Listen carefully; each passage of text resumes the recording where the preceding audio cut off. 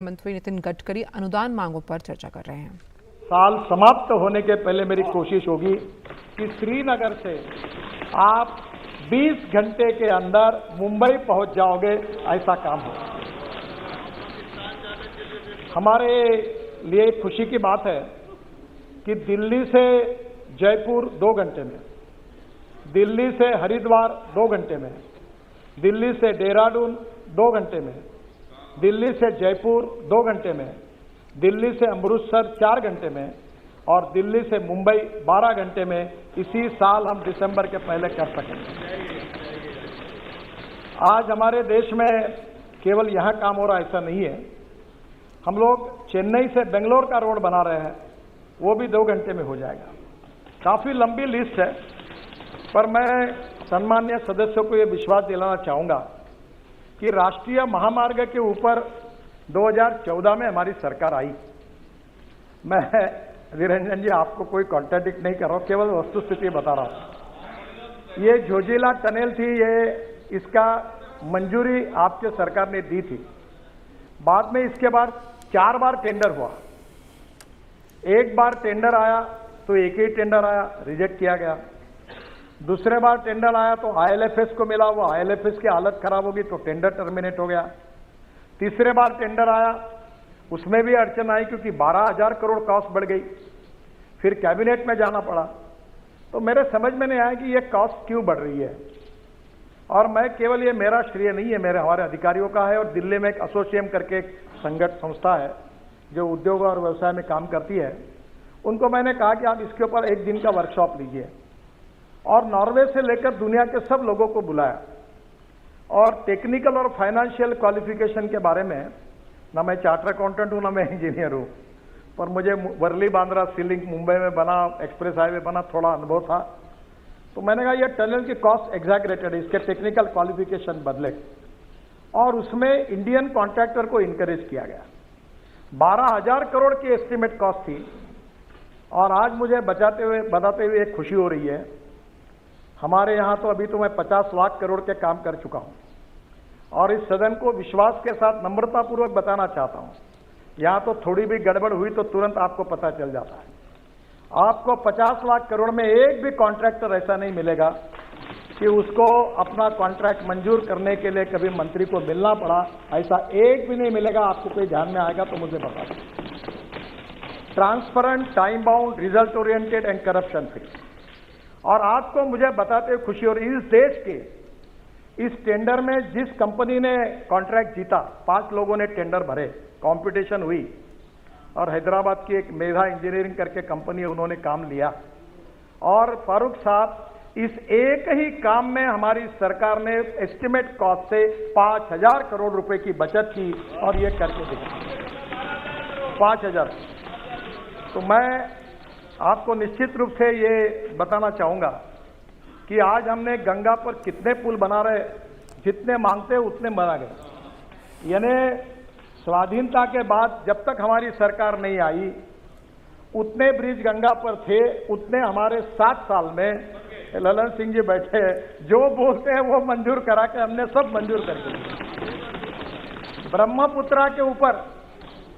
ब्रह्मपुत्रा के ऊपर भी अभी तक ये बहुत, ब्रह्मपुत्रा तो सागर ही है और उसमें भी आपके यहाँ जितने मांगे उतने, जिसका आपने कल माजोली का उल्लेख किया, मेरे से गलती हो गई। मैं सोनवाल जी के प्रचार में आया था माजोली, और वो सोनवाल जी मुख्यमंत्री थे और मुझे हाथ दबा दबा कर हेलीकॉप्टर, आप एक ही करो, आप बोल दो।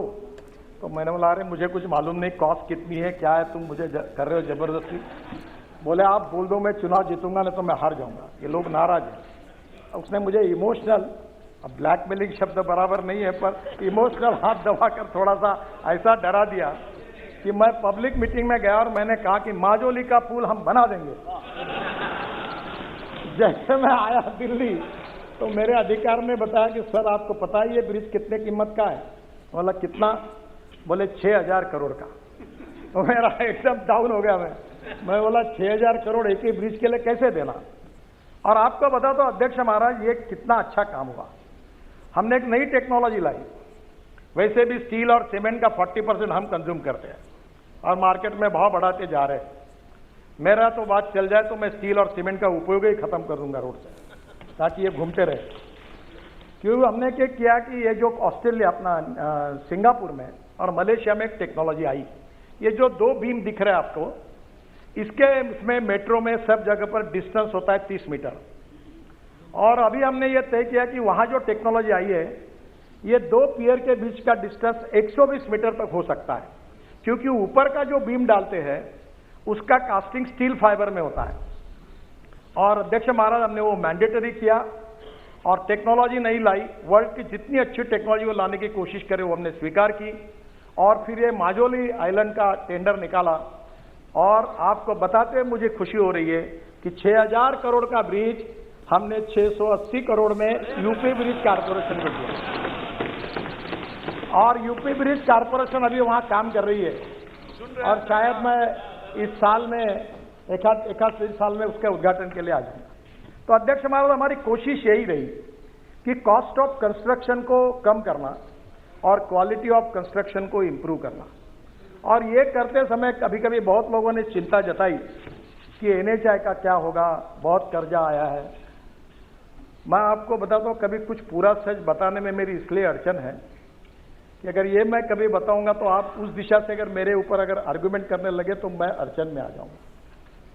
ये मेरा सौभाग्य रहा कि देश का पहला बीओटी प्रोजेक्ट, मैं महाराष्ट्र में मंत्री था तो मुझे करने का सौभाग्य मिला, ठाणे भिवंडी बाईपास। तो ठाणे भिवंडी बाईपास बनाया तो उसमें पहला टोल प्रोजेक्ट हुआ। अब ये खुशी से नहीं हुआ अध्यक्ष महाराज, ये मजबूरी है। मजबूरी है कि इतना बड़ा इंफ्रास्ट्रक्चर करने के लिए सरकार के पास पैसे नहीं है, और पैसे नहीं है तो इसके ऊपर 2 उपाय कि चुपचाप बैठो, और नहीं तो कुछ दूसरे मार्ग से पैसे लाओ। अब इसमें नुकसान नहीं है। जैसे अभी दिल्ली से मेरठ 4.5 घंटे लगते थे, अब 18 लेन का रोड बना है अक्षरधाम के सामने, आप लोग रोज उसका अनुभव करते हो। अभी पहले मुझे याद है कभी मैं जाता था उधर से तो ऐसा लगता था कि कभी जाना नहीं चाहिए, पर अध्यक्ष महाराज आज दिल्ली से मेरठ 40 मिनट में आते हैं। और अभी मैं जब मेरठ गया था तो मुझे मेरठ के लोगों ने बताया कि हम 35 मिनट में आधा, तो हम तो गवर्नमेंट गाड़ी में जाते तो 80-90 की स्पीड में होती है, तो उन्होंने मुझे कहा कि अब तो हम लोग कैनॉट प्लेस जाते हैं, आइसक्रीम खाते हैं और वापस आते हैं। यानी इतनी कनेक्टिविटी बढ़ी। आप मुझे बताइए 4.5 घंटे अगर गाड़ी चलेगी तो जितना पेट्रोल डीजल जलेगा वो 40 मिनट में बचत हो जाएगी, वो पैसे में हम टोल लेते हैं। अब ये जो श्रीनगर में दिल्ली से 8 घंटे में आप जाएंगे, अभी आज तो मुझे लगता है कि 8 भी नहीं 30 घंटे में भी जाना मुश्किल है। तो स्वाभाविक रूप से इसका सबसे बड़ा फायदा हुआ कि ये 22 ग्रीन हाईवे जो बना रहे हैं हम लोग, इंडस्ट्रियल कॉरिडोर बना रहे हैं। अध्यक्ष महाराज, देश की सबसे बड़ी समस्या अगर कोई है तो लॉजिस्टिक कॉस्ट है। और अभी हमारे यूक्रेन के रशिया की लड़ाई के कारण फिर क्रूड ऑयल के भाव बढ़ गए, हम अड़चन में आ गए, और इसके कारण लगातार कॉस्ट बढ़ रही है। सब्जी महंगी हो रही, सब महंगा हो रहा है क्योंकि ट्रांसपोर्ट कॉस्ट बढ़ रही है। और वर्ल्ड में चाइना की लॉजिस्टिक कॉस्ट 8 से 10% है, अमेरिका की लॉजिस्टिक कॉस्ट 12% है, यूरोपियन कंट्रीज की 12% है, और हमारे यहाँ एक ट्रक यहां से निकलता तो मुंबई जाने के लिए 50 घंटे लगते हैं। अब अध्यक्ष महाराज, दिल्ली और मुंबई हाईवे बनने के बाद एक कार से 12 घंटे में जाएगा और ट्रक 22 घंटे में जाएगा, तो आधे से ज्यादा अगर समय बचेगा, मशीन कम होगी तो डीजल जो है वो भी कम होगा, तो लॉजिस्टिक कॉस्ट कम होगी। तो हम लोग जो पोर्ट कनेक्टिविटी जो हमने नोट्स निकाले हैं, वो गतिशक्ति में भी 800 नोट्स निकाले हैं। केवल डिस्ट्रिक्ट को 4 लेन से नहीं जोड़ रहे, पोर्ट्स को जोड़ रहे, इंडस्ट्रियल कॉरिडोर, इंडस्ट्रियल क्लस्टर्स को जोड़ रहे, फिशिंग के लिए जोड़ रहे, एग्रो प्रोसेसिंग इंडस्ट्री को जोड़ रहे। तो स्वाभाविक रूप से मैं विश्वास दिलाता हूं कि प्रधानमंत्री जी का जो आत्मनिर्भर भारत का सपना है वो पूरा करना होगा तो एक्सपोर्ट को बढ़ाना होगा, इंपोर्ट को कम करना होगा। एक्सपोर्ट को बढ़ाना होगा तो इंटरनेशनल मार्केट में हमको वायबल होना पड़ेगा, कॉम्पिटिटिव बनना होगा, और कॉम्पिटिटिव बनना होगा तो उसके लिए हमको लॉजिस्टिक कॉस्ट को कम करना होगा। और इसलिए ये जो रोड इंफ्रास्ट्रक्चर खड़ा हो रहा है, जिसका उल्लेख सम्मान्य सदस्यों ने किया था कि आज देश का 70% गुड्स ट्रैफिक रोड पर है और 90% पैसेंजर ट्रैफिक रोड पर है। पर मैं आपको विश्वास के साथ बताना चाहता हूं कि जो नए एनएच बन रहे, ग्रीन एक्सप्रेस हाईवे बन रहे, ग्रीन एक्सप्रेस हाईवे का मतलब यह है कि पुराने रोड को हमने छोड़ दिया। मेरे साथ एक तमिलनाडु का अच्छा लड़का काम करा, भी वर्ल्ड बैंक में बहुत होशियार था, मेरे स्टूडेंट था। तो उसने एक दिन मुझे कहा कि ये जो रोड ऐसे है, ये देखो, वो गूगल पे गया और उसने दिल्ली से चेन्नई रेस मार दी और मुझे बताया कि ये देखो कैसा घूमते घूमते रोड जा रहा है, ये हम क्यों कर रहे हो। तब उन्होंने पहले आइडिया बताई और हमने नए ग्रीन हाईवे का नेटवर्क खड़ा किया। अब जो महाराष्ट्र में रहते हैं, पूना में, सुप्रिया जी को पता होगा, पूना में इतना ट्रैफिक जाम, इतना एयर पोल्यूशन, मुंबई में पोल्यूशन। अब पूरे उत्तर भारत का ट्रैफिक जो कर्नाटक, तमिलनाडु, तेलंगाना, केरल जा रहा है, वो मुंबई पूना नहीं जाएगा। वो पूना से बेंगलोर जाने के लिए कोल्हापुर की तरफ और सोलापुर की तरफ जाता था, वो ट्रैफिक सूरत से निकलेगा ग्रीन एक्सप्रेस हाईवे, सूरत से नासिक, नासिक से अहमदनगर, अहमदनगर से सोलापुर और सोलापुर से कर्नूल। तो पूरा मुंबई पुणे का 50% ट्रैफिक जाम कम होगा। पूरा दक्षिण का पूरा ट्रैफिक जो उत्तर से निकल रहा है वो पूरा सूरत से निकल जाएगा, तो लॉजिस्टिक कॉस्ट भी कम होगी, फ्यूल भी बचेगी। ऐसे 22 ग्रीन एक्सप्रेस हाईवे बन रहे हैं और मेरा विश्वास है कि इसमें निश्चित रूप से काफी फायदा होगा, जिसका उल्लेख बहुत सदस्यों ने किया था कि नेशनल हाईवे के बारे में उन्होंने, हमारे एक सदस्य ने कहा कि हम लोग कोई गलत हिसाब करके बता रहे हैं।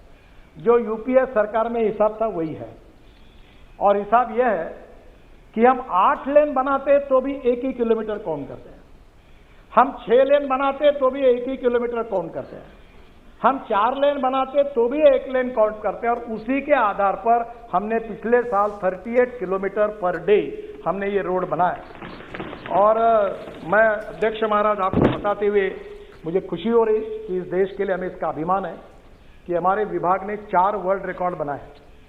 पहला वर्ल्ड रिकॉर्ड ये कि 38 kilometre per day road construction, कोई इसमें ऐसा कोई हमने कई गलत फिगर नहीं बनाई, जो रिकॉर्ड था उसी से बनाया। उल्टा वेस्टर्न कंट्रीज में 8 होगा किलोमीटर बनाया लेन, तो बोलते 8 किलोमीटर बनाया।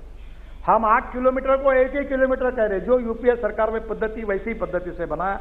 38 kilometre highest in the world. दूसरा हमने किया अभी जस्ट 1 वीक एगो, we constructed road length of 50 kilometers single lane in 100 hours, longest length of flexible pavement DBM course road construction in 100 hours, world record हो गया। This record happened on the section of Delhi Vadodara Greenfield alignment in Panchmahal district of Gujarat। फिर दूसरा record हुआ जो है 1.38 kilometre, ये तो अभी बताया मैंने आपको। ये जो कंस्ट्रक्शन का है, ये दूसरा रिकॉर्ड हुआ 2.5 kilometre long 4 lane cement concrete road near Vadodara in 24 hour. 4 lane 2.5 kilometre का रोड हमने केवल 24 घंटे में बनाया। बाद में 26 kilometre single lane between road Solapur Bijapur section NH 52 21 घंटे में बनाया। तो मुझे खुशी है कि हमारे देश में निश्चित रूप से काफी बड़े प्रमाण पर कॉन्ट्रैक्टर की टेक्नोलॉजी में भी सुधार हो रहा है। सर, आप बहुत से लोगों ने क्वालिटी के बारे में कहा, मैं थोड़ा आपको नम्रतापूर्वक कहना चाहता हूं। जो रोड अभी बने हुए हैं, जो रोड 2 साल पहले बने हुए हैं, जो रोड 3 साल पहले बने हुए हैं, जो रोड 4 साल पहले बने हुए हैं और जो रोड 5 साल बने हुए आपके कॉन्स्टिट्यूंसी के, मुझे आप बताइए कि उस रोड पर एक भी गड्ढा है क्या? उस रोड पर बताइए। प्रॉब्लम क्या हुआ मैं आपको बताता हूं। प्रॉब्लम यह हुआ है कि जो रोड हमने अभी तक बनाए नहीं वो रिपेयर करते हैं। ये भी एक गोरख धंधा है। वो हर साल 1 इंच का बिटुमिन लगाते हैं रोड मेंटेनेंस के नाम पर, और हर बार सब खुश रहते, सभी लोगों को फायदा होता है। ये आप सबको पता है। मैंने इसको बंद करा और मैंने कहा 1 टाइम डेवलपमेंट में जो, क्योंकि मैं मेरे कॉन्स्टिट्यूंसी में 350 किलोमीटर सीमेंट कॉन्क्रीट रोड बना चुका हूं। आप कभी नागपुर आइए तो कोई गड्ढा ही नहीं दिखेगा आपको, कितने भी बरसात आने दो। तो हमने क्या किया कि एक 6 इंच व्हाइट टॉपिंग की टेक्नोलॉजी निकाली और पूरे तरह कॉन्क्रीटिंग कर दिया है। जो ब्लैक कॉटन सॉइल है वहां प्रॉब्लम होता है, इसलिए जो मेंटेनेंस के प्रॉब्लम है वो आपके सही है। और इसमें एक एनुअल प्लान बनता था, और एनुअल प्लान बनने के लिए उसकी हर स्टेट की एक लिमिट रहती थी कि तुम इतना दो, तुम इतना दो, तुम इतना दो। फिर वो उसको फिर झंझट, इतनी लैंड एक्वायर किया, चक्कर काटने का काम। मैंने एक दिन सेक्रेटरी को, काय के लिए करते हो, पैसा है ना अपने पास, हटाओ लिमिट। लिमिट कैंसिल कर दी। और मैंने सब स्टेट गवर्नमेंट को कहा तुम में जितना दम होगा, जितना भेजना होगा उतना भेजो, सब सैंक्शन कर देता हूं। ये मध्य प्रदेश में गया था, शिवराज सिंह चौहान के घर में मीटिंग चल रही थी, तो वो सेक्रेटरी पूछ रहा था इतना भेजू क्या, इतना? अरे मैंने बोला तुम्हारे पास जितना दम है उतना भेज दे, सब मंजूर कर दो। अभी कोई प्रॉब्लम नहीं है सर। इस एनुअल प्लान में पुराने एनएच के जितनी बातें हैं उसके ऊपर मेरा रिक्वेस्ट है, पूरा भेज दो, एनएच चाहिए वो, और मैं आपको पूरे काम कर दूंगा। रही बात सीआरएफ की, सीआरएफ में अड़चन है। सीआरएफ का जो फंड होता है, आपके राज्य में पेट्रोल डीजल पर जो सेस मिलता है, उस सेस का फंड जो होता है वो सीआरएफ का होता है, और उसमें मैं पैसा नहीं बढ़ा सकता। जितना मिलता है सेस उतना ही आपको दे सकता हूं। अब वो एमपी अलग से बोलते हैं, एमएलए अलग से बोलते हैं, राज्य सरकार अलग से बोलते हैं। अब रोटी बनाने के लिए 2 किलो का आटा है और 2000 लोगों का खाना है, तो थोड़ा गड़बड़ होती है। पर आज मैं एक नई घोषणा कर रहा हूं कि सेतु भारतम करके हमारी योजना थी, और इस बार मैं वित्त मंत्री को धन्यवाद दूंगा कि उन्होंने 1600 करोड़ रुपए ज्यादा सीआरएफ में हमें दिए हैं। तो हमने एक सेतु भारतम योजना बनाई थी कि एनएच पर जितने आरओबी थे हम पूरे बनाने के लिए कोई 150-200 बना रहे हैं। अब उसी सेतु भारतम योजना को मैंने ये 1600 करोड़ ऐड करके दिए, और ये रेलवे और हमारे काम जो चलते प्रपोजल आते आते तो 1:6 क्या 1:8 किया तो भी फर्क नहीं पड़ता, क्योंकि ये करते करते बहुत टाइम लगता है। पर 1:6 भी पकड़ा तो भी 8 से 10 हजार करोड़ होते हैं। और मैं आज सदन में घोषणा कर रहा हूं कि सेतु भारतम में आपके कॉन्स्टिट्यूंसी में चाहे म्यूनिसिपल कॉर्पोरेशन का आरओबी हो, चाहे डिस्ट्रिक्ट का हो, चाहे स्टेट पीडब्ल्यूडी का हो, चाहे कहीं का भी, जहां रेलवे फाटक बंद करना होगा उतने आरओबी और आरओबी के प्रोजेक्ट प्रपोजल स्टेट गवर्नमेंट के थ्रू पूरा पता मुझे भेज दीजिए। मैं 100% अपने पैसे से वो पूरे बनाता हूं, आप तुरंत भेज दीजिए। क्योंकि इसके पहले हमें बंधन था कि मैं केवल एनएच के ऊपर ही काम कर सकता था, तो एनएच के ऊपर के आरओबी जो है वो हमारे पैसे से करेंगे, और जो अब स्टेट के इसमें है वो जो पूरे स्टेट और कारपोरेशन के, पूरा मेरा होने तो फिर आप पूछ लीजिए, पूरा स्टेट के, कारपोरेशन के, नगर परिषद के, जो गांव में इतने कीचड़ होता है, वहाँ ट्रैफिक जाम होता है, लोग तंग आते, मैं भी भुगत चुका हूँ। और हमारे नहीं, अपना नहीं है, वो स्टेट का है, वो नगर पालिका है। तो अभी कुछ चिंता मत करो, सब भेज दो, मैं सब मंजूर कर दूंगा, आप लाओ लो सब। तो ये कम से कम 8-10 हजार करोड़ के आरओबी में मुझे लगता है आपके प्रॉब्लम सॉल्व हो जाएगा। दूसरा, एक बात जरूर है कि बहुत से लोगों ने कहा प्लांटेशन के बारे में, और प्लांटेशन के बारे में मैं भी पूरी तरह से सहमत नहीं हूं। मैं कोशिश कर रहा हूं पर 2 चीजों जिनके पूरी सफलता में, प्लांटेशन और रोड सेफ्टी। तो प्लांटेशन में प्रॉब्लम यह है कि अभी हमने ये जो राजमुंदरी करके अपना आंध्र प्रदेश का एक डिस्ट्रिक्ट है, वहाँ बहुत अच्छी अच्छी नर्सरी है, हाईएस्ट व्यू फ्रॉम दैट। तो मैंने नियम किया कि 3 मीटर का ही पेड़ लगना चाहिए एनएच पर। तो इनके यहाँ के नर्सरी के पूरे पेड़ खत्म हो गए, क्योंकि अब वो मिले नहीं, अभी नर्सरी भी खोल रहे हैं। और इकोलॉजी एंड इन्वायरमेंट के लिए हमारी कटिबद्धता है, और मैं ये कंस्ट्रक्शन में काम करते हुए अब मैं समझ गया हूं कि झाड़ पेड़ को काटना ठीक नहीं है, और इसलिए सुप्रीम कोर्ट ने 4 धाम के प्रोजेक्ट में हमें परमिशन दी है। अब हम कोर्ट में मामला जीत गए, बद्रीनाथ, केदारनाथ, गंगोत्री, यमुनोत्री को जोड़ने के लिए। फिर भी हमने निर्णय किया है कि हम देश में 1000 कॉन्ट्रैक्टर ऐसे तैयार करेंगे जो केवल ट्रांसप्लांटेशन का काम कर सकते हैं। हम पेड़ तोड़ेंगे नहीं, हम ट्रांसप्लांट करेंगे। अध्यक्ष महाराज, आपको कभी समय मिलेगा तो हम एक स्टेट ऑफ आर्ट प्रोजेक्ट, एक एयरपोर्ट के पीछे द्वारका एक्सप्रेस हाईवे कर रहे हैं। 30,000 करोड़ का प्रोजेक्ट है 10 किलोमीटर में, और वो जो प्रोजेक्ट है वहां हमने 12,000 ट्री को, मैंने आग्रह से कहा नहीं तोड़ना, ट्रांसप्लांट सक्सेसफुली किया है। इसमें अलग अलग प्रकार की टेक्नोलॉजी है, और निश्चित रूप से इस देश में 1000 कॉन्ट्रैक्टर ऐसे तैयार करेंगे, पर पेड़ उनको पैसा देंगे, और इसके बाद पेड़ काटेंगे नहीं, ट्रांसप्लांट करेंगे। यही कोशिश हम करेंगे, ये मैं आपको बताना चाहता हूं। सर, एक बात रोड सेफ्टी की है, मुझे आपका भी सहयोग चाहिए। बहुत दिनों में आप लोगों ने भी उल्लेख किया कि वर्ल्ड में जाने के बाद 11% वर्ल्ड के एक्सीडेंट कहाँ होते हैं, तो हिंदुस्तान में होते हैं। मरने वाले लोग ज्यादा कहाँ है, तो हिंदुस्तान में। 5 लाख एक्सीडेंट होते, 1.5 लाख लोगों की मौतें होती है। अब मुझे बताइए 3 लाख लोग दिव्यांग बन जाते हैं, हाथ पैर टूट जाते हैं, 3% जीडीपी का नुकसान होता है, और ये बहुत ही क्लेशदायक है। इसमें रोड इंजीनियरिंग का भी कारण है। मैं अपने डिपार्टमेंट की जिम्मेदारी लेता हूं। ब्लैक स्पॉट्स, आपने सही कहा, ये डीपीआर बनाने में क्वालिटी अच्छी नहीं है, और इसलिए रोड सेफ्टी को ध्यान में लेकर मैंने कहा ये डीपीआर वाली आउटडेटेड सिस्टम को बंद करो, और PMC, project management consultancy law, और इसको प्रोफेशनल में जो वर्ल्ड के कंसल्टेंट थे वो भाग गए हमारे यहाँ से। तो मैंने हमारे अधिकारियों को पूछा कि तुम्हारा हार्ट ऑपरेशन करना है तो टेंडर निकाल के कारपोरेशन के हॉस्पिटल में क्यों नहीं जाकर अपना ऑपरेशन करते हो? तब आपको ऑपरेशन करना होता है तो आपको अच्छा डॉक्टर चाहिए। डीपीआर बनाने समय लोएस्ट आता है उसको, तो वो जो सब घटिया काम करता है। तो अब इसके बारे में हमने डीपीआर बनाने के बारे में काफी सुधार किया है, और वर्ल्ड की बेस्ट टेक्नोलॉजी, बेस्ट कंपनी को ज्वाइंट वेंचर करके जो बेस्ट सक्सेसफुल प्रैक्टिसेस है उसको लाना है। मैं तो अक्सर ये बात कहता हूं कि innovation, entrepreneurship, science, technology, research, skilled and successful practices, we name it as a knowledge, and conversion of knowledge into wealth is the future. और इसलिए टेक्नोलॉजी में हमारे इतना लोग काम कर रहे हैं, आईआईटी अच्छा काम कर रहे हैं, हमारे इंजीनियर्स अच्छा काम कर रहे हैं, हमारे स्टार्टअप अच्छा काम कर रहे हैं। और आप लोगों ने भी कल मुझे सुझाव दिया ना, मैंने 2 सुझाव आपके स्वीकार किए। एक किसी ने कहा, मैं नाम भूल रहा हूं, अध्यक्ष महाराज, उनने कहा आधार कार्ड के ऊपर, शायद श्रीनिवास पाटिल जी ने कहा था, आधार के कार्ड के ऊपर, जिसके बाद आधार का कार्ड है और वहां टोल है, तो आधार का कार्ड देखकर मानकर उसको तुरंत पास इशू किया जाए। तो मैं सजेशन मान्य करता हूं, जहां भी ऐसे टोल बने और वहां के स्थानिक लोगों की अड़चन होती है, आधार कार्ड को लेकर पास बनाकर देंगे।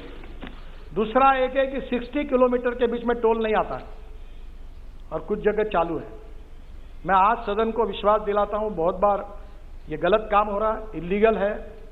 मैं बार बार कहता हूं, पर पैसे मिलते इसलिए डिपार्टमेंट हाँ करते हो। हाँ, ये इनका कितने दिन मेरे से झगड़ा किया इन्होंने, बोले जी ने बहुत।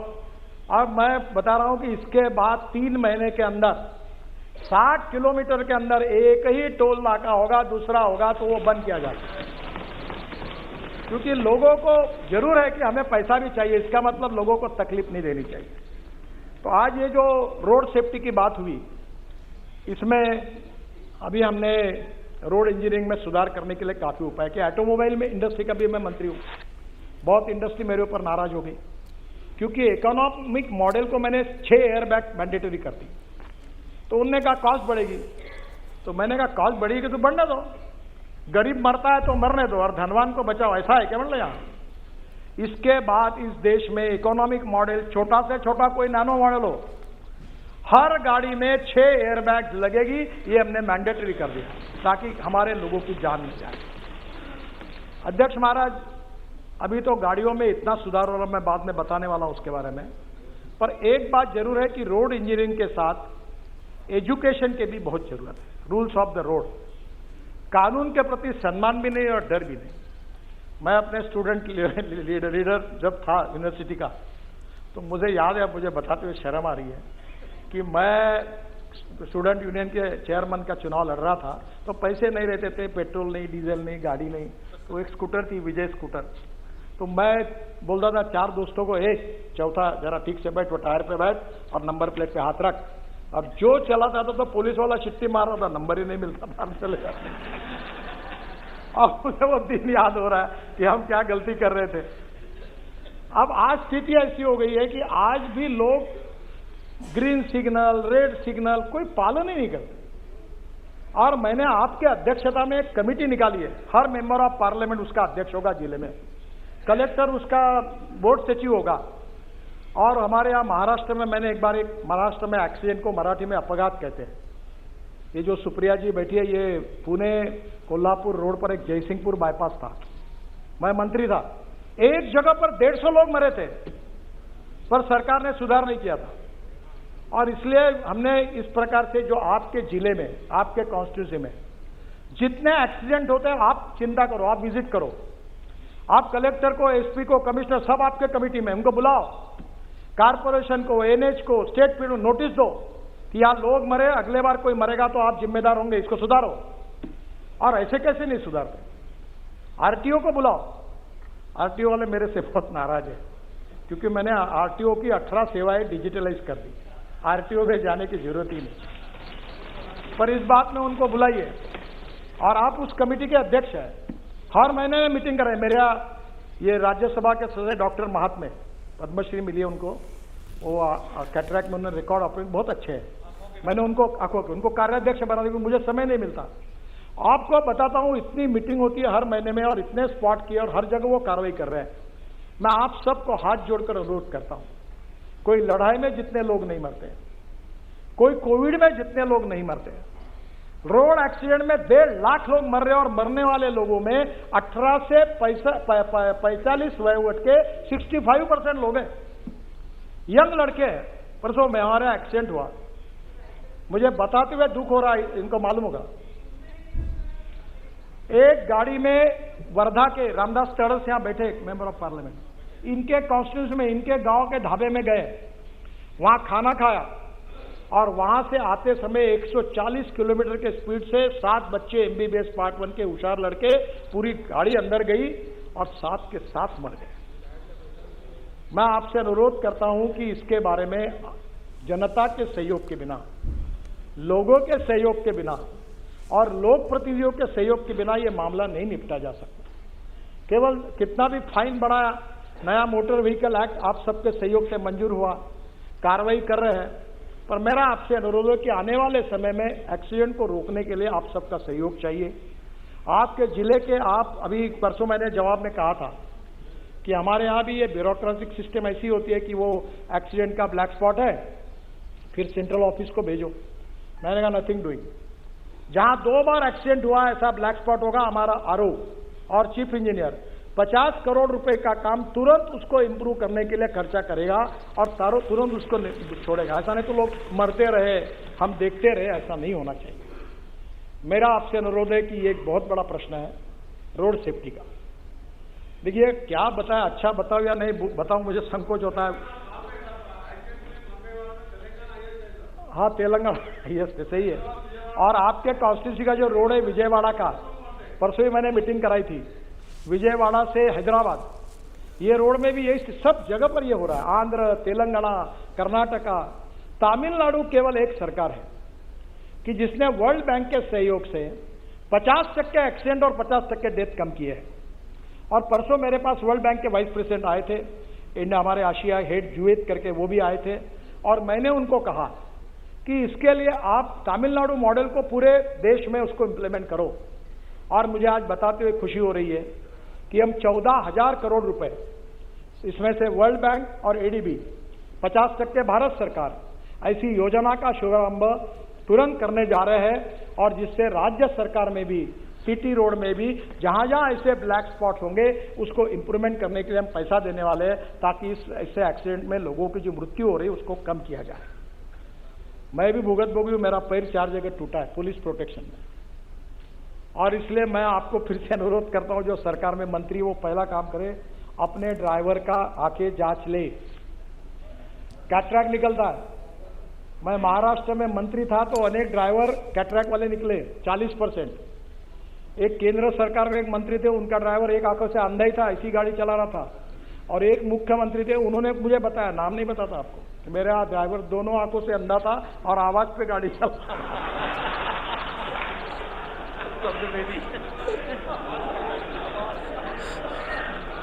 अब मैं आपसे अनुरोध करता हूं, आप जितने लोग हैं सर, पहले अपने गाड़ी के ड्राइवर का आंखों की जांच अच्छे डॉक्टर से कराइए।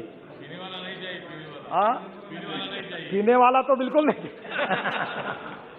और इसलिए मुझे लगता है कि आपके सपोर्ट के बिना, आपके अवेयरनेस के बिना नहीं होगा। और ये जो तमिलनाडु का सक्सेस मॉडल है, इसके आधार पर इंजीनियरिंग, एजुकेशन, इमरजेंसी और उसके साथ साथ हमारे लिए सबसे इम्पोर्टेंट चीज है कि हम लोग जो लॉ बना रहे हैं उसका इम्प्लीमेंटेशन। ये चारों बातों के आधार पर अगर वर्ल्ड बैंक का भी सहयोग मिल रहा है तो हम लोग हिंदुस्तान में, कहीं कहा जाता है, मैं भी कभी सवाल नहीं करता हूं, मैं कभी पत्रकार मुझे बहुत आड़े टेढ़े सवाल करते हैं, मैं पूछता हूं, आप में से कितने लोग ऐसे जो RTO ऑफिस में जाके ड्राइविंग की टेस्ट देके जिन्होंने लाइसेंस लाया, बताओ, हाथ ऊपर करो। मैं आपको ये सवाल नहीं पूछूंगा कि आप कितने लोगों को जिन्होंने आरटीओ ऑफिस में जाकर ड्राइविंग की टेस्ट देकर लाइसेंस मिला है? शायद सब लोग हाथ ऊपर कर नहीं पाएंगे।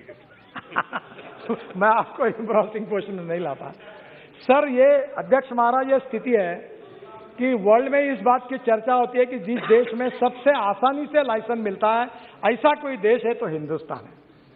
और हमारे इस लाइसेंस को वो मानते नहीं। इसलिए आने वाले समय में इस विषय में आपके स्टेट गवर्नमेंट में भी आप जरूर सहयोग करिए, यही मैं आपसे अनुरोध करूंगा। अध्यक्ष महाराज, और एक बात है जो विशेष रूप से मैं आपको अनुरोध करूंगा कि अब ये जो पोल्यूशन है रोड का, डीजल का, ये भी समस्या है। मैं बहुत 15 साल से इसके पीछे लगा हूं और मैं आपको आमंत्रित करूंगा कि जरा इस सेशन में अगले सप्ताह मेरे घर पर आइए। मैं हाइड्रोजन पर चलने वाली कार में आपको चक्कर दूंगा। अध्यक्ष महाराज, अब दिन वो दूर नहीं है कि हम लोग ग्रीन हाइड्रोजन 3-4 प्रकार का होता है। ब्लैक हाइड्रोजन यानी जो कोयले से बनता है, ब्राउन हाइड्रोजन यानी पेट्रोलियम से बनता है, और ग्रीन हाइड्रोजन जो है वो पानी से बनता है। ट्रांसपोर्ट मिनिस्ट्री ने स्पेशल इनिशिएटिव लिया है कि अब पेट्रोल डीजल के बजाय हम लोग अब ethanol, methanol, biodiesel, bio CNG, bio LNG और ग्रीन हाइड्रोजन और इलेक्ट्रिक पर आएंगे। और मैं आप सबसे अनुरोध करता हूं, बहुत आसान काम है। आपके हर जगह पर नगर पालिका और महानगर पालिका में गंदा पानी है, सीवेज वाटर। मैं 7 साल पहले पीछे लगा और मेरे कॉन्स्टिट्यूंसी का टॉयलेट का पानी मैं महाराष्ट्र सरकार को बेचता हूं। आपको पता लगेगा, आश्चर्य होगा कि 325 करोड़ रुपए हमको साल के मिलते रॉयल्टी, टॉयलेट का पानी बेचकर। अब उसी पानी को अच्छा बनाकर जो हम लोग सॉलिड वेस्ट मैनेजमेंट है, उसमें हमारे कचरे में ग्लास है, मेटल है, ऑर्गेनिक है, इसको सेग्रीगेट करके रूफटॉप सोलर और छोटी विंड मिल जो गुजरात में बनती है उसको लेकर, क्योंकि ग्रीन हाइड्रोजन बनाने में 70% कॉस्ट पावर की है और पावर में हमारे पावर मंत्री भी बहुत इनिशिएटिव ले रहे हैं और इसलिए आगे चल के उन्होंने काफी देने वाले सहूलतें। तो वहां से हम लोग डायरेक्ट अगर वो पावर मिल जाएगी तो पानी से ग्रीन हाइड्रोजन निकलेगा, फिर उसको एक विशिष्ट बार तक प्रेशराइज करना पड़ता है, तो जनरेटर जो होगा वो इथेनॉल पे होगा। और मैं आपको बताता हूं कि ये हाइड्रोजन सबसे सस्ता फ्यूल होगा। और ये मैं बहुत दिनों से, जब से मैं बीजेपी का प्रेसिडेंट था तो लोग मुझे हंसते थे।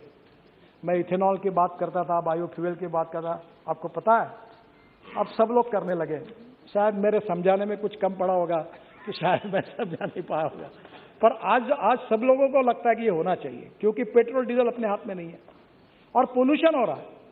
और इसलिए मैं आज सदन से अनुरोध करूंगा कि आज ग्रीन हाइड्रोजन के ऊपर आपके डिस्ट्रिक्ट में आप इनिशिएटिव लीजिए। अभी सिंह साहब उसके ऊपर स्कीम ला रहे। इलेक्ट्रोलाइजर भारतीय इंजीनियर्स ने, मैं इनॉग्रेशन के लिए जा नहीं पाया, बेंगलोर में हमारे अमेरिका के 4 इंजीनियर है, उन्होंने इलेक्ट्रोलाइजर बनाया, 1 करोड़ 20 लाख का। अब वो हर जिले में बनाएंगे और उसमें गंदे पानी को शुद्ध करके रूफटॉप सोलर। अब सोलर हमारे बास्केट में 38% सोलर पावर है और इसलिए हम कोई कोयला जला के पावर की बात नहीं कर रहे हैं। और solar power, hydro power, nuclear power, thermo, अनेक प्रकार की एनर्जी आ रही है। तो हम सब प्रकार की अल्टरनेटिव ग्रीन एनर्जी के पीछे जाए, ताकि कोल से एनर्जी अच्छी नहीं है। और पेट्रोलियम एनर्जी में हम इंपोर्ट करते हैं। हम एनर्जी इंपोर्ट करने वाले नहीं, हम एनर्जी एक्सपोर्ट करने वाले बने, यही प्रधानमंत्री की इच्छा। और इसलिए 3000 करोड़ रुपए का हाइड्रोजन मिशन जाहिर हुआ है, लाल किले पर प्रधानमंत्री ने जाहिर किया है। आप सब लोग आग्रह करेंगे तो आज cement plant, steel plant, railway, हवाई जहाज सब इस पर चलेंगे तो हमको पेट्रोल इंपोर्ट करने की जरूरत नहीं पड़ेगी। और इसलिए आज इलेक्ट्रिक व्हीकल की मैं आपको बात करता हूं। आप इलेक्ट्रिक लोग मुझे बोलते कितने साल में आएंगे, कब आएंगे, कोई जरूरत ही नहीं बोलने की।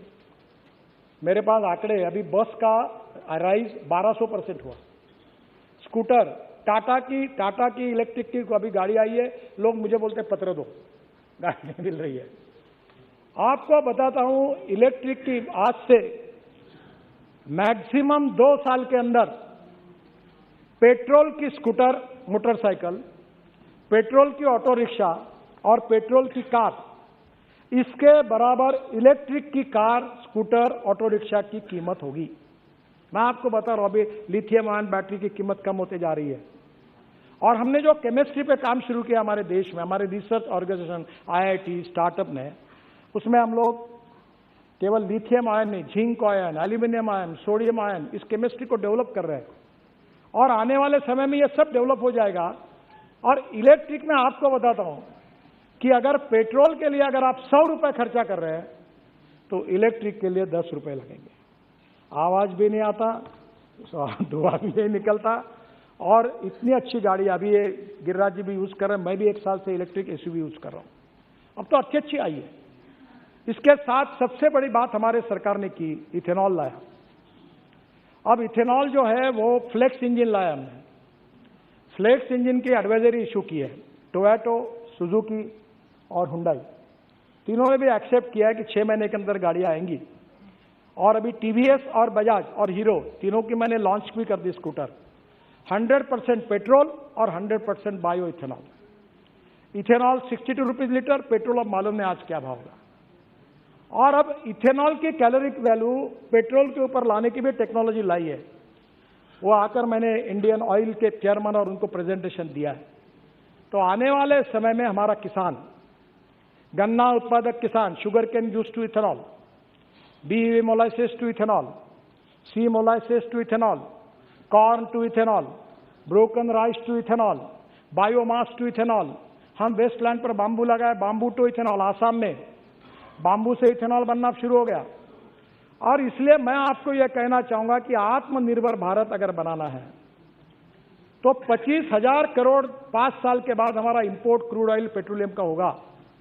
उसको अगर बचाना है तो आज हमको import substitute, cost effective, pollution free और इंडिजीनियस फ्यूल पे जाना होगा। और हमारा प्रयास है कि ये फ्यूल जल्दी आ जाएगी तो निश्चित रूप से आने वाले समय में पोल्यूशन भी कम होगा। जो दिल्ली की आज स्थितियां है वो नहीं रहेगी। और एक महत्वपूर्ण बात मैं बताना चाहता हूं, कल अच्छा सुझाव आया, टूरिज्म को बढ़ाना है तो रोड नेटवर्क बढ़ाना होगा। अभी हम लोग जो नए नए स्कीम बना रहे,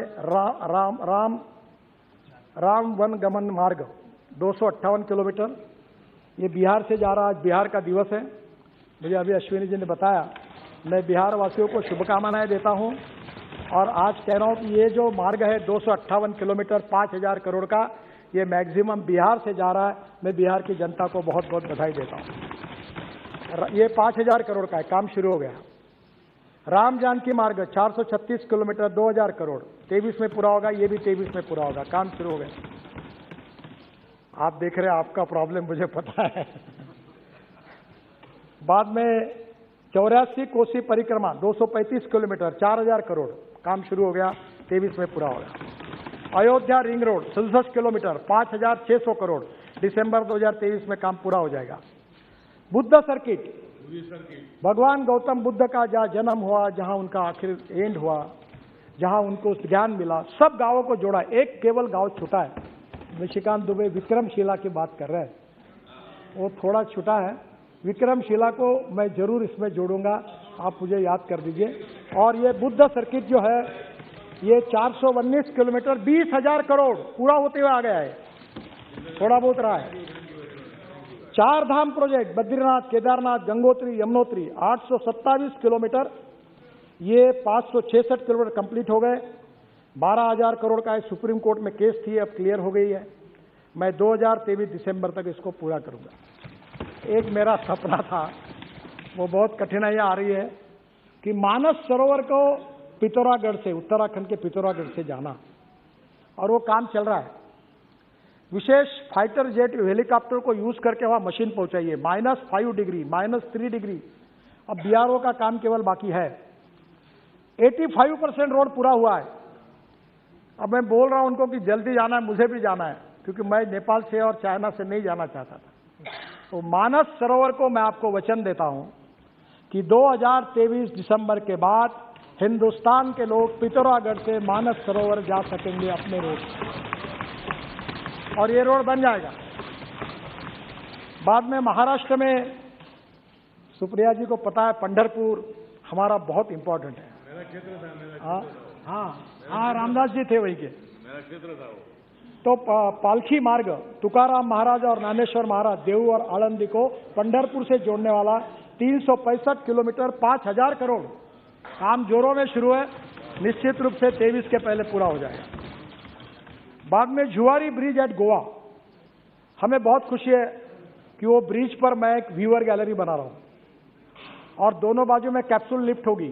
एक समय 200 लोग ऊपर जाएंगे और रेस्टोरेंट में जाकर कॉफी पियोगे और पूरा समुद्र और गोवा दिखेगा। तो ये मेरे लिए भी बहुत महत्वपूर्ण प्रोजेक्ट है। केबल स्टेट ब्रिज है, स्टेट ऑफ आर्ट है। अभी आप गोवा जाओगे तो आप देखोगे बहुत सुंदर है।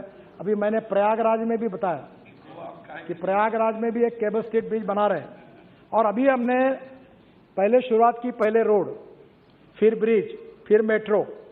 अभी पूना में हम लोग बना रहे हैं, शिरूर से वाघोली, बाद में पूछ लेना, शिरूर से वाघोली, यहां से 1.5 लाख पीसीयूस का ट्रैफिक है। और अब ब्रिज बना रहे हम, नीचे में 8 लेन रोड, ऊपर में 6 लेन ब्रिज पहले फ्लोर पर, दूसरे फ्लोर पर 6 लेन ब्रिज और उसके ऊपर में मेट्रो। ये चेन्नई में भी बना रहा हूं मैं। चेन्नई पोर्ट से लेकर पूरे चेन्नई के बाहर तक ऐसे 3 टायर सिस्टम के ब्रिज बना रहे। जुआरी ब्रिज उसमें ही है। एक द्वारका में द्वारका ओखला सिग्नेचर ब्रिज है, उस पर लाइटिंग है, बहुत सुंदर बना है। ये भी 1000 करोड़ का है। दिसंबर तक इसका काम पूरा हो जाएगा। जहां तक आपने जो बात की है अधीर रंजन जी ने, सर हमें विरासत में 403 प्रोजेक्ट 385 लाख करोड़ के बंद पड़े हुए प्रोजेक्ट मिले जब मैं मंत्री बना, और उसमें से 40,000 करोड़ के प्रोजेक्ट हमने टर्मिनेट कर दिए। और उसमें से ये दिल्ली जयपुर, ये दिल्ली हरिद्वार, गाला खाया कितनी खाई मैंने। ये बैठे वो कॉन्ट्रैक्टर कहते कहते 50 मीटिंग हुई, कितने लोग चले गए, मुख्यमंत्री बदल गए। अभी दिल्ली जयपुर का उसमें से थे। पर मैं आपको बताता हूं, मैं आपको दोष नहीं देता, पॉलिसी में कमियां रहती है। लैंड एक्विजिशन किए बिना अवार्ड हो गए, इन्वायरमेंट फॉरेस्ट क्लियरेंस मिले नहीं, रेलवे ओवरब्रिज की परमिशन मिले नहीं, वर्क ऑर्डर दे दिया, प्रोजेक्ट अटक गए, कॉन्ट्रैक्टर बैठ गए। इसके कारण तकलीफें आई। आपको बताता हूं 40,000 करोड़ के प्रोजेक्ट टर्मिनेट किए और उस समय के 50,000 करोड़ के प्रोजेक्ट पर हमने पूरे करते करते लाकर लगभग समाप्त करते हुए लाए, उससे मार्ग निकाला। और मैं आज इस सदन में विश्वास के साथ ये कह सकता हूं कि मेरे विभाग के इंजीनियर्स ने और हमने सब ने बैंकों के साथ, अधिकारियों के साथ बैठकर रात को 12-12 बजे तक यहां बैठते थे। ऐसी पंचायत भर्ती थी और हमने हिंदुस्तान की बैंकों को 3 लाख करोड़ के एनपीए से बचाया, 3 लाख करोड़ के।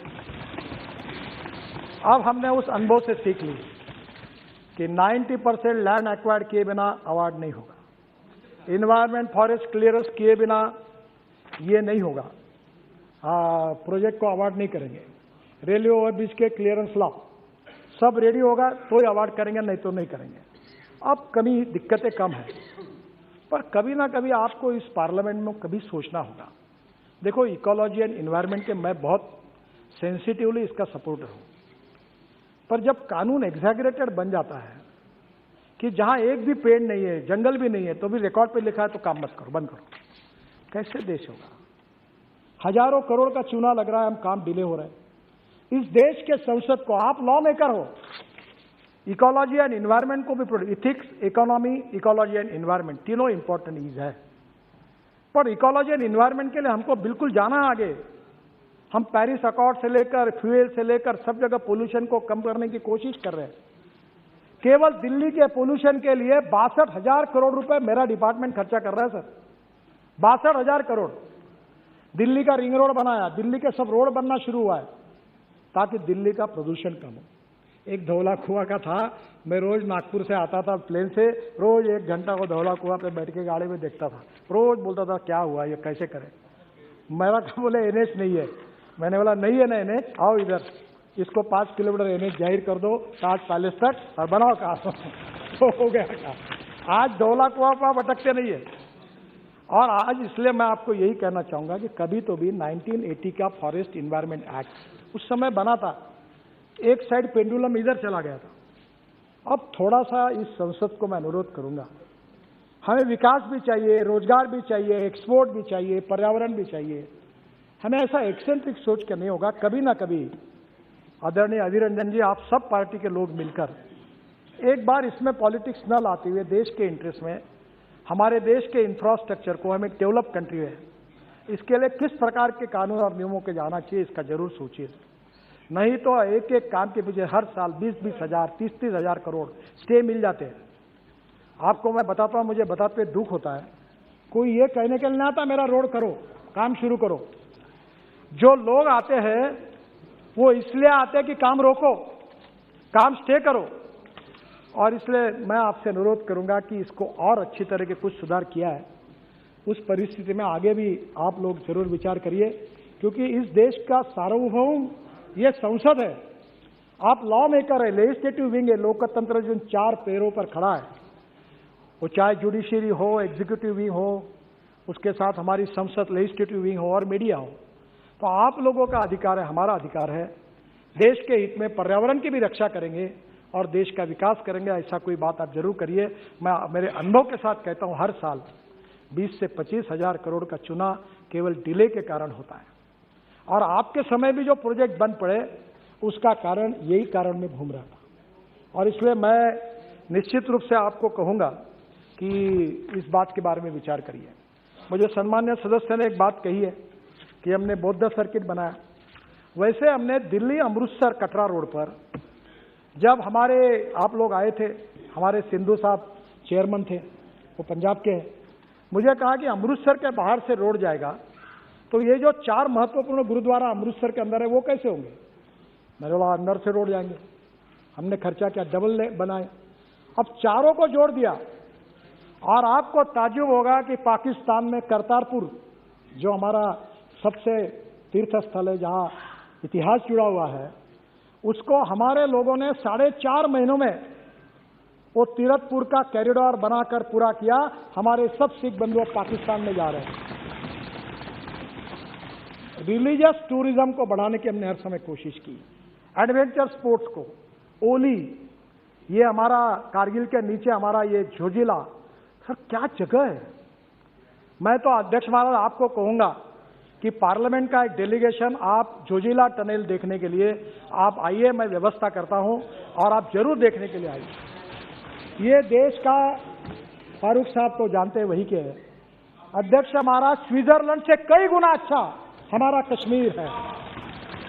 और वहां अगर टूरिज्म बढ़ेगा तो कश्मीर में कोई गरीबी नहीं रहेगी, कोई भूखमरी नहीं रहेगी, सब रोजगार मिल जाएगा। और आज वहां हम एडवेंचर स्पोर्ट, हमारे आइस के ऊपर के स्पोर्ट, मैंने गवर्नर से बात की है और इसीलिए हमने उसको विकसित किया है टूरिज्म को। एक बात रही है जो हमारे यहाँ विशेष रूप से जैन सर्किट की भी बात निशिकांत जी ने रखी।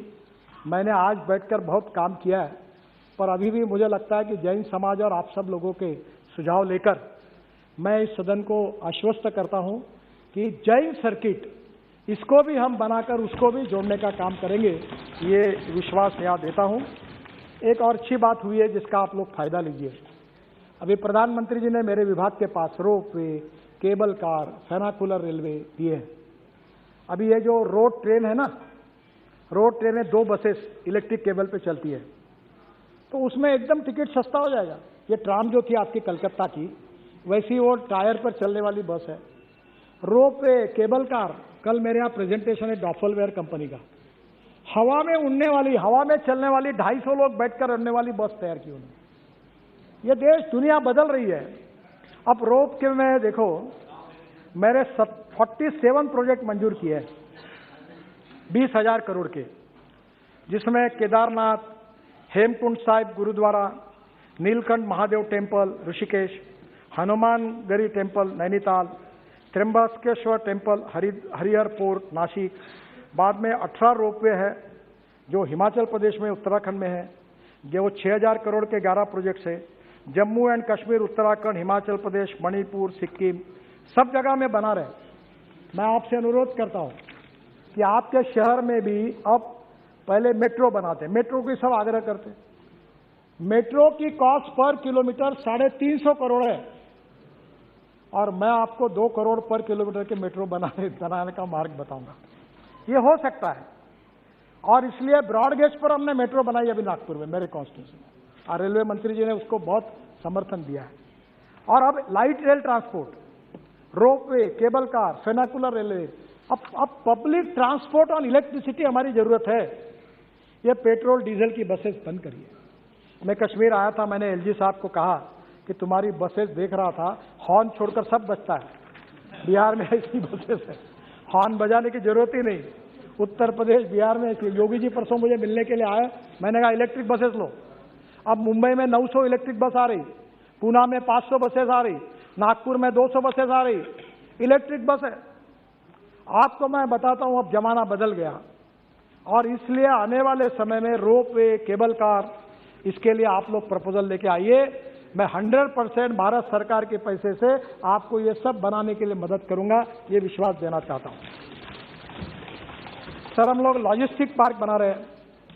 लॉजिस्टिक पार्क में करीब 35 मल्टी मॉडल लॉजिस्टिक पार्क है और मुझे लगता है अध्यक्ष महाराज, मुझे 5-1 मिनट में खत्म, बहुत सी बातें पर मैं संक्षिप्त में खत्म कर दूंगा। तो मैं आपको ये कहूंगा कि हम लोग करीब 35 मल्टी मॉडल लॉजिस्टिक पार्क बना रहे हैं। ये जोगी, कौन सा जोगी गोफा, आसाम का, काफी काम हो गया है। इसके साथ हम चेन्नई में बना रहे हैं, वर्धा में बना रहे हैं, पूना में बना रहे हैं। हमारा मॉडल बहुत सिंपल है, लैंड राज्य सरकार दे, बाकी खर्चा हम करेंगे और रोड के बाजू में लॉजिस्टिक पार्क बना देंगे, pre cooling plant, cold storage सब बना के देंगे। मैं निश्चित रूप से आपको इस बात का अनुरोध करूंगा। अब रोड के बाजू में, मैं रोड बनाने के पहले जमीन का रेट होता है 25 लाख। आजकल मुझे बहुत लोग मिलने के लिए आते हैं, बोलते हैं आप मेरे मित्रों एक काम करो। मैंने बोला क्या? बोले रोड की अलाइनमेंट बताओ कहाँ से जा रही। मैं बोला तुमको क्या करना है? बोले तुमने अलाइनमेंट बताने के बाद मैं जमीन खरीद लूंगा। तो बोला मैं तुमको क्यों बताऊंगा? अब मैं आपको कह रहा हूं कि राज्य सरकार को कहो। मैंने अभी हरियाणा के सरकार को कहा कि गुड़गांव, नोएडा, अब ये सब पैक हो गए। मैंने बोला एक्सप्रेस हाईवे के बाजू में नया गुड़गांव बनाओ, नया नोएडा बनाओ, बिहार में, पटना में, इधर हम नए industrial clusters, food park, residence नए बना सकते हैं। नई मुंबई पैक हो गई, पूरी खत्म हो गई। और इसलिए आने वाले समय में रोड नेटवर्क जो ग्रीन हाईवे बना रहे हैं, उसके बाजू में logistic park, smart city, smart villages बन सकते हैं। और इसके लिए भी मैं सदन को अनुरोध करूंगा कि इसमें आइए। इसमें warehousing and storage, container yard, cold storage, packaging, custom clearance, direct connectivity to the ports, ये सब होगा और मुझे लगता है कि इसमें बहुत अच्छा फायदा होगा। कुछ सदस्यों ने पोर्ट के बारे में कहा है, ये बहुत जरूरी है। सागरमाला, मैं जब शिपिंग मंत्री था तो 16 लाख करोड़ की योजना थी, 8 लाख करोड़ के काम हो गए और 800 करोड़ का सरकार का बजट था। आप बोलोगे कैसा काम हुआ? तो पैसे की कोई कमी नहीं। मैं अक्सर एक बात कहता हूं, if there is a will there is a way, if there is no will there is only survey, discussion, seminar, committee, sub committee and research group. The strong political will of our government and Prime Minister Narendra Modi ji, we are very much committed for the progress and development of this country. At any cost, we need to work hard to make Indian economy up to the world economy standard, to make India as a super economy, number 1 economy of the world. That is the dream in our mind. और यही हमारा उद्देश्य है और इसलिए ये पूरे port के रोड भी सब कनेक्ट हो रहे हैं। कल मैं जेएनपीटी के 3000 करोड़ के पोर्ट के उद्घाटन के लिए परसों जा रहा हूं। तो मुझे लगता है ग्रीन हाईवे बन रहे, पोर्ट बन रहे। मुझे समय की कमी है तो मैं ज्यादा नहीं बताऊंगा, पर आप मेरे पास आइए। हम वेस्ट साइड एम्यूनिटीज बना रहे 650, जहां हेलीकॉप्टर उतरेगा, ड्रोन उतरेगा। और महिला सदस्यों के लिए मैं सबसे अच्छी बात कहूंगा कि पूरे वर्ल्ड में हाईवे पर जाओ, महिलाओं को टॉयलेट है, महिलाओं के लिए वॉशरूम्स है। अगर छोटा बच्चा है तो उसको दूध पिलाने के लिए स्पेशल रूम है। हिंदुस्तान में एक भी जगह नहीं है। हमने ये मैंडेटरी किया और आज मुझे बताते खुशी हो रही है कि हर 40 किलोमीटर पर बता दो, वो भी आवश्यक है। हम 650 650 रोड्स और एमिनिटीज बना रहे हैं और हर जगह पर महिलाओं के लिए स्पेशल टॉयलेट होंगे और जो महिला अपने बच्चों को दूध पिलाना चाहती होगी वो रूम में अंदर जाकर एसी में बैठकर वहां दूध पिला सकेगी। इसकी अरेंजमेंट भी की और 1 साल में अंदर ये पूरे होंगे। इसमें फ्यूएल स्टेशन होगा, ईवी चार्जिंग स्टेशन होगा, रेस्ट रूम होंगे, बेबी केयर सेंटर्स होंगे, डॉर्मेट्री, ट्रक ड्राइवर्स होंगे, कन्वेंशन सेंटर, ट्रॉमा सेंटर भी होंगे। और इतना ही नहीं, तो ऑर्गन डोनेशन के लिए हेलीकॉप्टर एम्बुलेंस आएगी, एक्सीडेंट में जो जख्मी हुए उनको लेके जाएगी और 6 घंटे के अंदर उनका अगर वो बेचारे अगर जिंदा नहीं रह सके तो उनके आंखें, उनका हार्ट, उनका लीवर सब ऐसे लोगों को दिए जाएंगे, उनको नया जीवन मिलेगा। इसकी भी व्यवस्था की है, ये भी करेंगे। ऑलरेडी कुछ जगह चालू भी हुआ है। ड्रोन भी आएंगे आने वाले समय में। दिल्ली से आपका सामान ड्रोन में आएगा और उड़ते उड़ते जाएगा और आपके पास पहुंच जाएगा। हाँ, बहुत सपना दिखा रहे हैं, देख भी रहे हैं।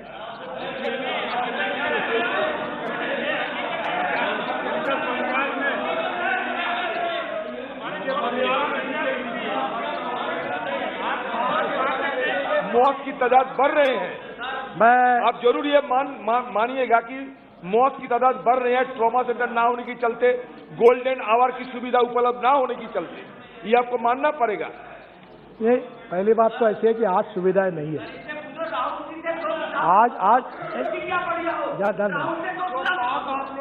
आज पहली बात ऐसी है कि आपका सुझाव बिल्कुल बराबर है। आज पर्याप्त सुविधाएं नहीं है, इसमें कोई गलत नहीं है। पर मैं आपको एक बात विश्वास के साथ बताता हूं, ये महाराष्ट्र के जितने एमपीज बैठे हैं ना, मैं पिछले 40 साल से राजनीति में हूं और मैं ब्लंट भी हूं। मैं जहां से चुनाव लड़ता हूं और हजारों लोगों के सामने भी बोलने की ताकत रखता हूं कि एक मैं करूंगा नहीं, मेरा होगा नहीं, तुम आओ मत फिर से। मैं आपको बताता हूं कि जितना आज तक मैंने अपने लाइफ में कहा है, मैं नम्रतापूर्वक बताता हूं कि मुझे कोई भी व्यक्ति वो सवाल नहीं पूछ सकता कि आपने ये बोला और ये नहीं होगा। अगर एक आधा काम नहीं होगा, अब उसमें कोई अड़चन आएगी, सुप्रीम कोर्ट ने स्टे दे दिया, इन्वायरमेंट ने काम बंद कर दिया, तो मैं कुछ कर नहीं सकता। पर मैं जो होने लायक है वो ही बताऊंगा और आप कभी आपको मन में संशय आएगा तो मैं इसलिए बताया कि इस अधिवेशन में अगले सप्ताह से रोज क्वेश्चन आवर खत्म होने के बाद मेरे पास आइए, मेरे अधिकारी इधर बैठेंगे, इधर आप बैठो, आइदर यू कन्विंस मी और कन्विंस बाय मी। आपका जो भी सुझाव होगा उसके ऊपर अमल किया जाएगा, क्योंकि आप इस देश के मालिक हैं। ये देश आपके अधिकार से चलेगा, आपके दृष्टिकोण से चलेगा, आपके विचारों से चलेगा, क्योंकि आप लोग जो है वो इस देश के निर्माता हैं। मैं हमारे अधिकारियों को कहता हूं, जब मेंबर ऑफ पार्लियामेंट आ रहा उसका मैं कहना सीरियसली लो, तुम अपनी बात पर मत जाओ, और वो जो बोल रहा है वो काम हर संभव होना चाहिए और वो पूरी तरह करने की कोशिश मैं करूंगा, ये विश्वास मैं आपको देता हूं। ये हवाई जहाज की बात हुई कि रोड पर हवाई जहाज उतरना। अब मेरा एक कंसेप्ट है, शिंदे जी आपसे अनुरोध करता हूं कि मैं 28 नेशनल हाईवे पर इमरजेंसी लैंडिंग रोड कम रनवे बना रहा हूं, 28। इसमें नाम भी पढ़ देता हूं क्योंकि फिर आप बोलोगे कि आप बातें कर रहे हो, सपने दिखा रहे हो, तो नाम पढ़ देता हूं। Gagariya Buxar Rajasthan, Nellore Ongole Andhra Pradesh, Ongole Chilakaluripet Andhra Pradesh, Banihal Srinagar Jammu Kashmir, Kharagpur Balasore West Bengal Orissa. Remaining 23 are awaiting clearance from Indian air force, वो भी प्रपोजल गया है। और सर बिहार में भी है, मैं बाद में आपको लिख दूंगा, नॉर्थ ईस्ट में भी है। मैं आप उसका एयरफोर्स का क्लियरेंस के लिए रुका हुआ है, वो प्रपोजल गया है। मैं आपको इतना ही बात कहूंगा कि मेरे ये जो एयर स्ट्रिप बनी है वहाँ 300 मील एयरपोर्ट नहीं है। राजस्थान में हम गए थे बाड़मेर में, तो मेरा आपसे अनुरोध है कि एक छोटा सा एक 2 विमानों के लिए एक छोटा एयरपोर्ट बना हुआ। जब विमान उतरेगा तो रेलवे फाटक जैसा बंद होता है वैसा रोड ट्रैफिक बंद हो जाएगा, विमान उतर के एयरपोर्ट चला जाएगा। एयर स्ट्रिप मैंने फुकट में बना दिया आपको एक 3-4 करोड़ का एयरपोर्ट बना लो, लगे तो लाइट भी लगा दो उसमें, नाइट लैंडिंग भी हो जाएगा, मैं अनुमति दे दूंगा। और मेरा कैपिटल जो है कुछ नहीं, 0 है, मैंने आपके लिए बना के दिया, रोड कम है वो। और जब वो प्लेन उड़ने के लिए आएगा तो फिर रोड ट्रैफिक बंद करो, आएगा उड़ जाएगा, फिर रोड चालू हो जाएगा। अब दिन में 2-3 जाते हैं, अभी ये बाड़मेर गया था, बाड़मेर, जहाँ से पाकिस्तान दिखता था, वहाँ 300 किलोमीटर एयरपोर्ट नहीं है। आप उड़ान स्कीम में छोटे छोटे प्लेन लगा दो, चालू कर दो, तो इन लोगों का फायदा हो सकता है। और हमारी जगह आपको free of charge, without any royalty आपको देने के लिए हम तैयार हैं। अगर ये होगा तो आप जरूर करिए, ये सब जगह हो रहा है।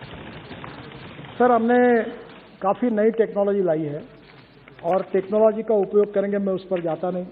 इलेक्ट्रॉनिक टोल का 97% कलेक्शन हो गया है। अब मैं जीपीएस सिस्टम लाना चाहता हूँ। टोल ही नहीं रहेंगे। अब टोल नहीं रहेंगे तो कुछ अखबार वाले लिख देते कि टोल खत्म होगा। टोल नहीं खत्म होगा। If you want good services you have to pay for it. मुझे लोग पूछते टोल कब माफ करोगे? मैंने बोला तुम यहाँ 5 स्टार होटल में कार्यक्रम करते हो तो क्या फुकट में मिला क्या आपको? अगर फुकट में करना था तो रामलीला मैदान पे बैठना था। जब यहाँ बुलाते हो तो पैसा देना पड़ेगा। तो अभी जीपीएस सिस्टम है और आपके गाड़ी में जीपीएस लगा देंगे, अब मैंडेटरी कर दिया, और वहां से रिकॉर्ड होगा आपने कहां से एंट्री की, कहां से निकले, और आपके बैंक अकाउंट से पैसा जाए, कोई आपको अड़ाएगा नहीं, कुछ नहीं। तो उसको भी लाने की कोशिश कर रहे हैं।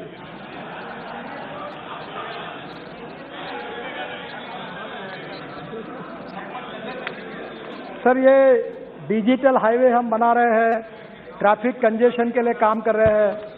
अभी टीओटी है, टीओटी के बाद टोल ऑपरेट ट्रांसफर, फिर हम लोग इन्विट कर रहे हैं। अब इन्विट में मुझे आपका सहयोग चाहिए। मैं अब इस देश के गरीब लोगों के पैसे से हाईवे बनाना चाहता हूं। हमारे पास पैसे की कोई कमी नहीं है। आप में जितना दम होगा उतने रास्ते मांगो, मैं सब कर दूंगा। मार्केट से खड़ा होता पैसा। अभी बैंक के चेयरमैन मेरे पास झगड़ा करते, बोलता मेरा पैसा लो, बोलता मेरा पैसा, कोई पैसा। तो आप देख रहे थे सीधे संसद से सीधा प्रसारण, जहां पे सड़क परिवहन और राजमार्ग मंत्री नितिन गडकरी अनुपूरक मांगों पे चर्चा कर रहे थे और उन तमाम कोशिशों को भी सामने रख रहे थे जो सड़क परिवहन के निर्माण और उससे जुड़ी तमाम परियोजनाओं के बारे में है। मसलन उन्होंने कहा कि नई तकनीक का इस्तेमाल हो रहा है, चाहे वो टोल का